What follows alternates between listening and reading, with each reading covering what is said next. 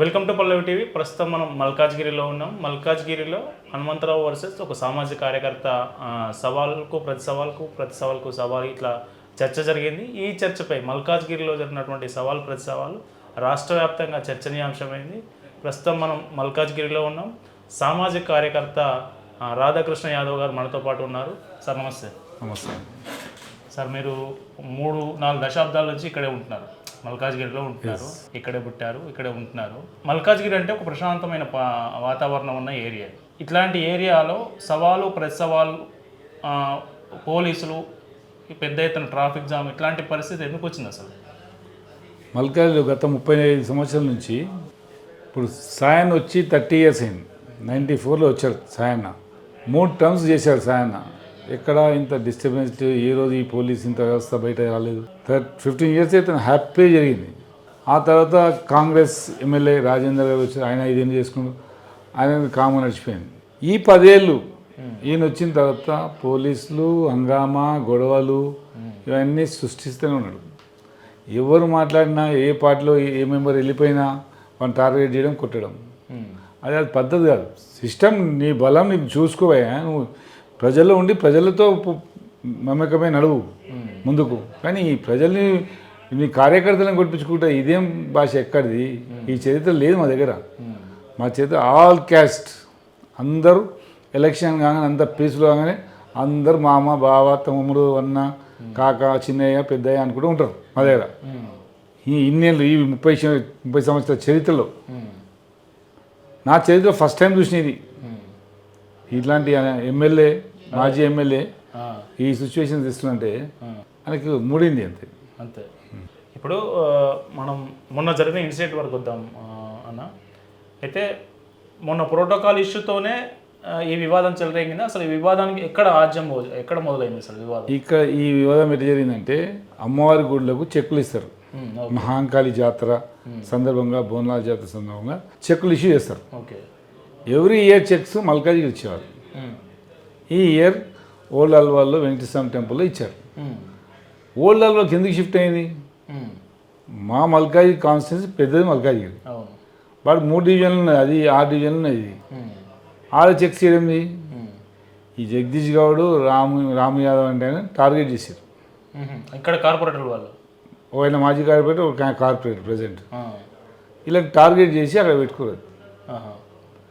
ఈయన గత చరిత్ర అంతా ఇదే హనుమంతరావు. అది ఎవరు ఎక్కడున్నా మనం ఎట్లా ఓడిపియాలి అని, పోలీసుతో ఓడిపియాలన్నా, మన ప్రజలతో ఓడిపియాలన్నా, మన లీడర్తో ఓడిపియాలని ఆలోచనే ఉంటాయి నాకు మైండ్లో. ఆ మైండ్ తప్ప వేరే మైండ్ ఉండదు. చెక్స్ ఖాళీ ఈఓ ఇస్తే సరిపోతుంది. ఓకే. ఎండోమెంట్ ఈఓ టెంపుల్స్కి అన్నిటికీ చెక్స్ వాళ్ళు ఇష్యూ చేయొచ్చు. ఇక్కడ ప్రెసిడెంట్ ఎమ్మెల్యే, బీఆర్ఎస్ ఎమ్మెల్యే అవసరం లేదు. అక్కడ మాజీ ఎమ్మెల్యే ఆయన అవసరం లేదు, ఎవరు అవసరం లేదు. ఖాళీ గుడి మెంబర్స్ వెళ్తారు, ట్రస్టీ ప్రెసిడెంట్, సెక్రటరీ, ట్రెజరర్ వెళ్తారు, వాళ్ళు తెచ్చుకుంటారు. అది ఈజీ అయిపోయి. ఈ కార్యకర్తలు ఎందుకు, ఎడవుళ్ళు ఎందుకు?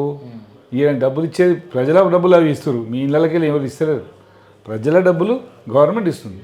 ఓకే. అంతేగాని అడవులు అవసరం లేదు మనకు. ఇప్పుడు మీ నోటీస్లోకి వచ్చిన దాన్ని బట్టి ఆ రోజు అసలు గొడవ రోజు ఏం జరిగింది? ఎవరిని ఫస్ట్ దూషించడమా లేకుంటే చేయి చేసుకోవడం, అసలు ఏం జరిగింది ఆ రోజు? ఆ గొడవ నేను అక్కడ నోటీస్లో ఉన్నది. నాకు నోటీస్లో వచ్చింది ఏంటంటే, బీఆర్ఎస్ వాళ్ళని కొట్టారు టార్గెట్ చేసి, హనుమంతరావు మనుషులు. అది కొట్టాం కదా. మాకు లంచ్ చేస్తున్నాం, మధ్యాహ్నం లంచ్ చేస్తున్నాం. మా ఫ్రెండ్ ఫంక్షన్ ఉంటే అక్కడ లంచ్ చేస్తున్నాం. అక్కడ తెలిసింది మాకు ఇట్లా గొడవ అయింది. అది అంటే వాళ్ళు చూసుకుంటాం, మనకెందుకు పోయి ఆ రాజకీయం మనకు వద్దని కామ్గా ఉన్నాం మేము కూడా. ఉన్నది అక్కడి నుంచి ఒక tennis court, shuttle court open ఉంటే అక్కడ పోయినా. షటిల్ కోర్టు కూర్చొని వచ్చినాక పడుకున్న కొద్దిసేపు పడుకొని మళ్ళీ లేచి వాకింగ్ పోయినా. వాకింగ్ పోయి వచ్చి రెస్ట్ తీసుకున్నాం స్టేషన్లో. ఈ లోపల ఈ పిల్లలందరూ ఇక్కడికి వచ్చారు. అక్కడ గొడవ అయిందని ఇక్కడ వచ్చారు. ఓకే. ఈ రామ్ యాదవ్ ఎవరు రాలే ఇంకా అప్పటికి. బీజేపీ వాళ్ళు, కాంగ్రెస్ వాళ్ళు, బీఆర్ఎస్ వాళ్ళు అందరూ వచ్చారు. లోకల్లో ఇంత గొడవ అయింది, మనం లోకల్ని కొట్టారు అని వస్తే ఏమన్నా సరే. నాకు హనుమంతరావు టచ్ ఉండే, ఆ టచ్ పోయింది. సరే, ఆ టచ్ ఉంది. 2 ఇయర్స్ ఎలక్షన్లో మనం ఎలక్షన్ చేసినాం కాబట్టి, ఆయన వచ్చి మాట్లాడింది కాబట్టి మనం టచ్ ఉండని ఫోన్ చేసినాం.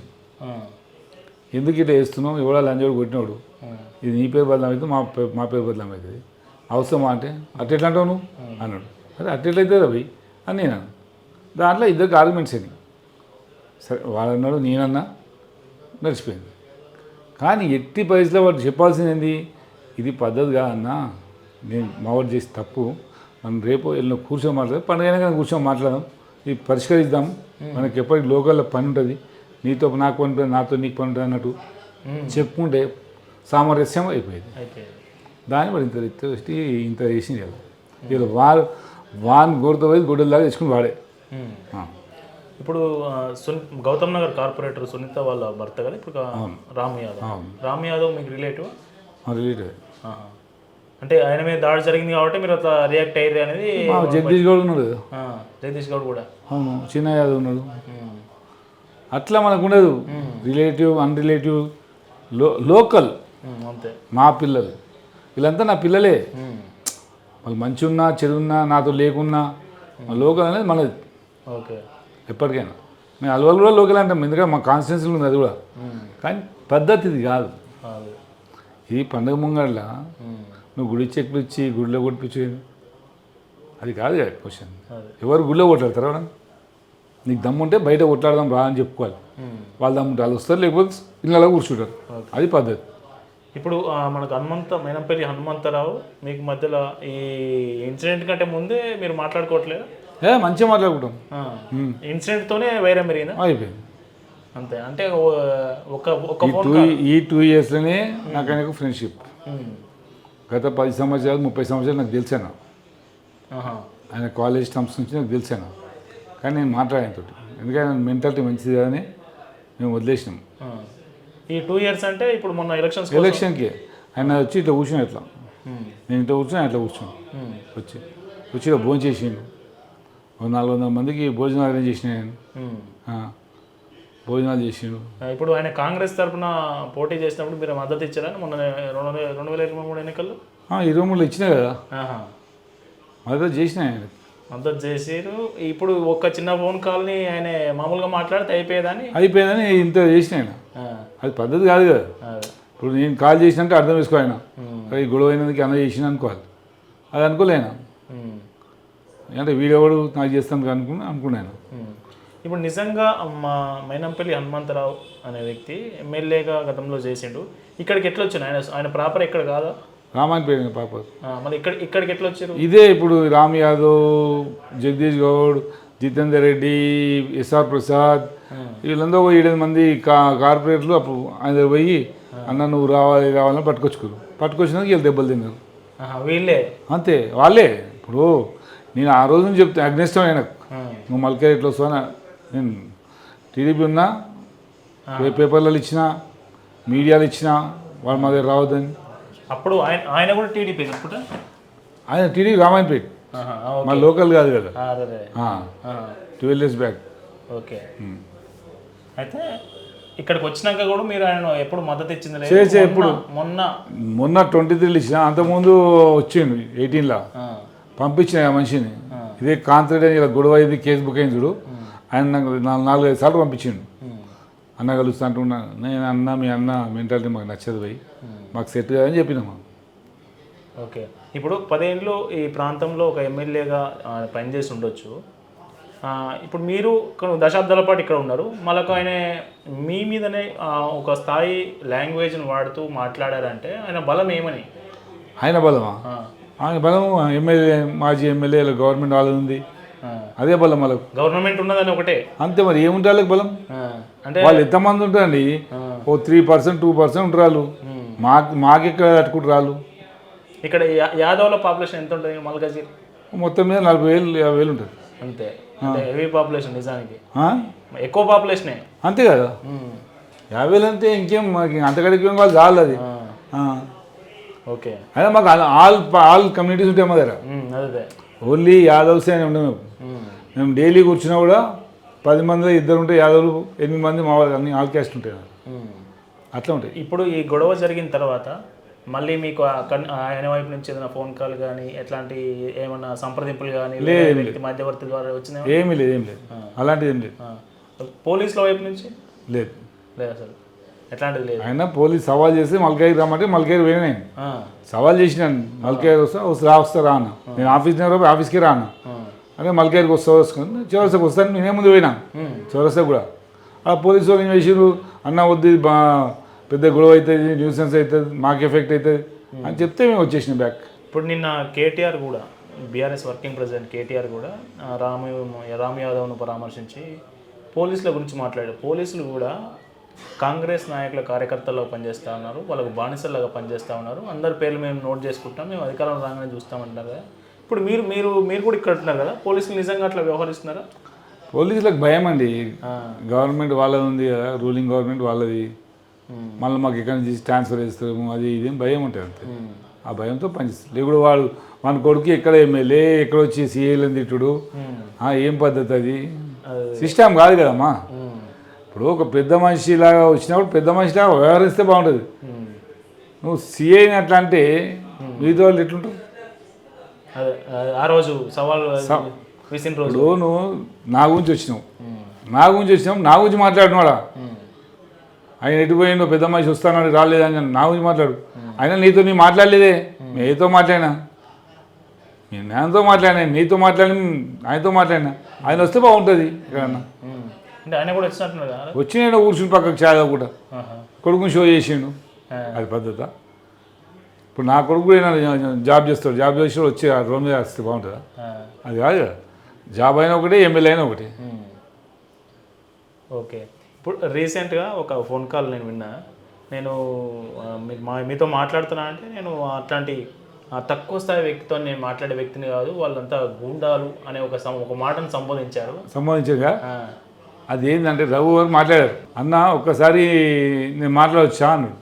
మైనంపల్లితో మాట్లాడుకో నాకేముంది అన్న అని మాట్లాడితే ఉల్టా సీదా మాట్లాడుతుంది. నేను అమ్మ మీ ఇష్టం పోయి మాట్లాడుకుంటాను, నేనైతే మాట్లాడింది నేను భయపడటానికి.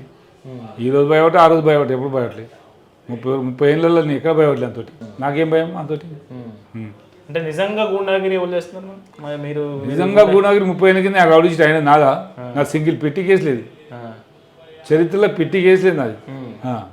ఒక ఎలక్షన్ కేసు, ఒక పోలీస్ కేసు, రెండవ నేను. ఎలక్షన్ రోజేమో కార్పొరేట్ ఎలక్షన్ రోజు, రేపు ఎలక్షన్ అంటే ఇలా నైట్కి గొడవ అయింది, అదొక కేసు. ఒకటేమో పోలీసులు ఈ బోనాల టైంలో పోలీసులకు నాకు ఆర్గ్యుమెంట్స్ అయినాయి, ఆర్గ్యుమెంట్స్లో ఒక కేసు అయింది అంతే. 2 కేసులు తప్ప మీ మీద అసలు కేసులు లేవు. ఇంకా పిటి కేసు ఈరోజు అవి కూడా లేవు. మరి ఎందుకు ఆ మాట ఆయన ఎందుకు సంబోధించాల్సి వచ్చింది? ఆయనకు బలిసే ఆయన రౌడీ షీట్, ఆయన మర్డర్లకి మమ్మల్ని అంటే ఇట్లనే. మేము ప్రజల సేవ చేస్తున్నాం, సోషల్ సర్వీస్ చేసిన ఆయన అన్నేళ్ళు. నేను టీడీపీ దాంట్లో కూడా సర్వీస్ చేసుకుంటున్నా.